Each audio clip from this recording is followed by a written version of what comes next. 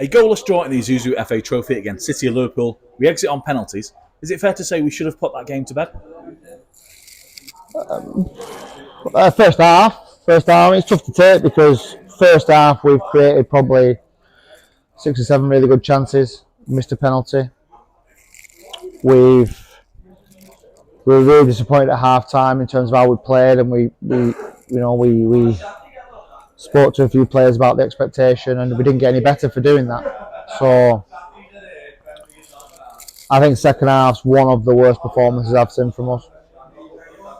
I thought we must have made 10 or 12 unforced errors in terms of kicking the ball out of play. We've kicked 2 corners straight out of play. We've tried to, well, I'd love to say we tried to shape it down the sides, but we haven't. We just boomed it. And it's just, that needs an apology from us. It needs an apology for the supporters, because that's so far from the level and so far from what we expect. I thought the only ones I feel sorry for are Simon Grant, who I thought was unbelievable. I thought he was fantastic. He blocked everything, he headed everything, he managed their biggest threat, which was the 10. And Dom Lawson, who actually I took him off because I wanted to just change what we did a little bit. Hindsight's a wonderful thing, but I had one player playing really well at one end of the pitch and one player playing really well at the other end of the pitch, and everything in between was a shambles at times. Players that came on didn't do enough. Didn't change the game for us when we needed them to. Players that we rely on to keep us ticking over started inexplicably kicking the ball out of play all I can attribute it to is, honestly, you should have seen the players on Thursday night. They were unbelievable. They were slick. The quality was unbelievably high. I drove away from there ringing people up, telling them how good we were. And then we've produced that. No bravery to get on and play. And that has to be, and this is my responsibility, it has to be a mentality thing where, did we underestimate them? No, because we talked at length about, you give these sort of teams a platform, you give them a sniff, and they were better than us second half. Absolutely, and credit to them, and all the best to them in the next round. But that is tough to take, because that as a performance is a long way from what we expect, and it's a surprise to me because of how good we were in training. What I know we can be, we've lost 4 on the bounce now. Let's not pretend that isn't a problem, because it is. And I think with every game that becomes a bigger issue if we think we've got a mentality problem in terms of applying some of the things that we need to do. So, it makes the next one become a bigger game than it needs to be, or we want it to be. And that then poses the question to me: who can handle that? Who can handle that pressure, and who can handle that situation and that urgency to win a game and that need to win a game? So there's a lot of reflecting to do and a lot of thought process to go into this between now and 10 days. We've got to live with that result for 10 days at least, maybe even 2 weeks now. So yeah. Defensively, as you mentioned, we were solid with Simon Grant at the back. 𝗕𝗙𝗪𝗓 made his first start since returning to the club, and Pat Allington having really earned his start.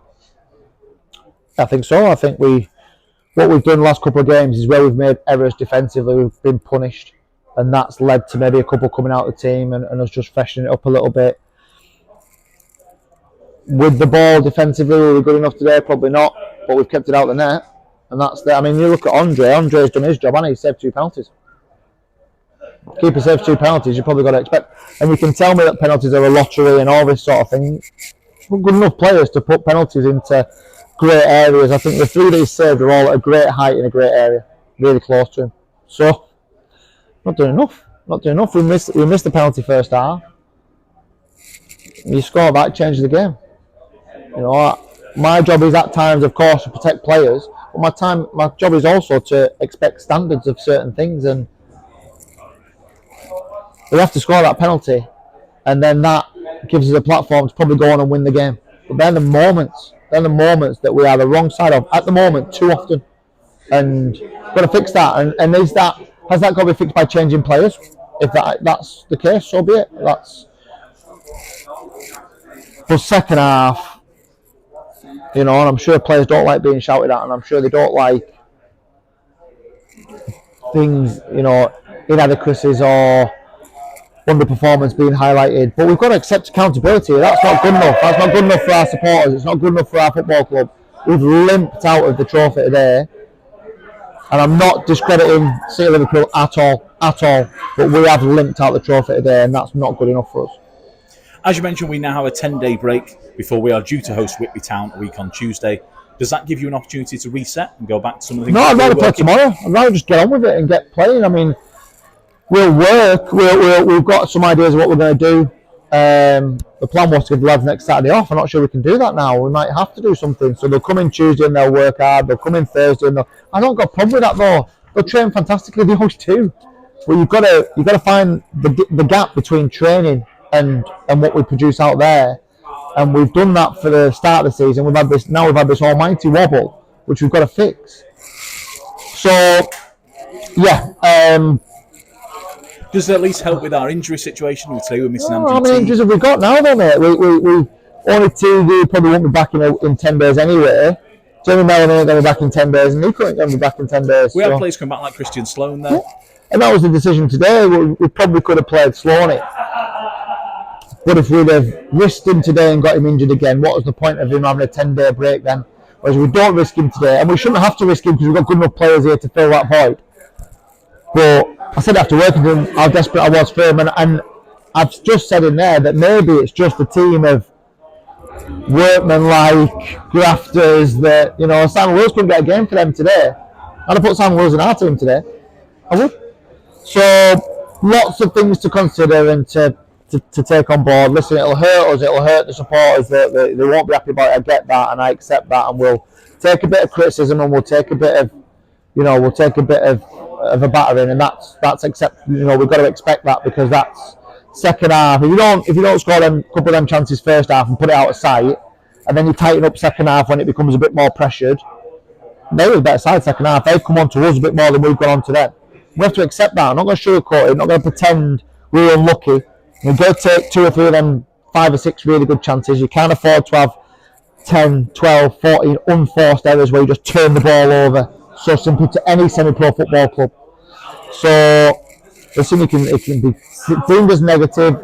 For me, it's just deemed as having standards, and we're below them standards today, and that's what's knocked us out of the trophy. And the importance of that to this football club is massive. Just thrown away a couple of grand and a chance to earn a couple more grand, and even down to the penalties, we have not done enough in the shootout. It's not good enough.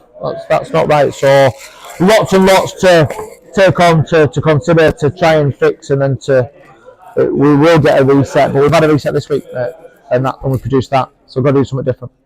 Thank you, Mark. Thank you.